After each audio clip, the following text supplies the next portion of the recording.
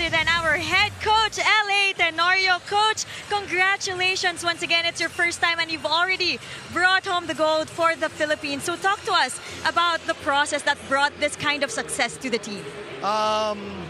Siyempre, masaya no, na we got this championship or we got this gold medal. But more than me, it's really the boys. No? Sobrang masaya ako para sa kanila. At tulad nga na sinasabi ko parati sa kanila, I'm just here to guide them. No? At tulungan sila or turuan sila. Pero in the end of the day, sila maglalaro and sila yung mag-i-improve every day. So, I'm just happy for them. I'm happy na lahat ng mga pinapagawa namin ng coaching staff, ginagawa nila. Although it was very challenging kasi mga bata.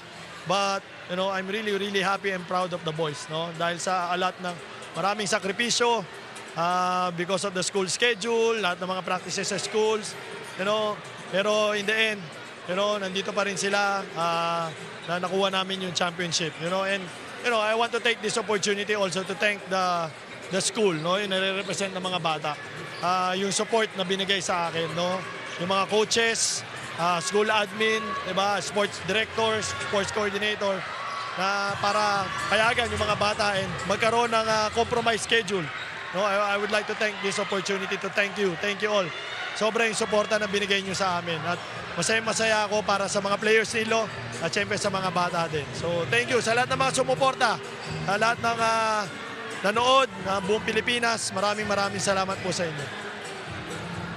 Thank you so much once again to our head coach and champion, L.A. Tenorio. Now that's all from us over here. It's time to take a break.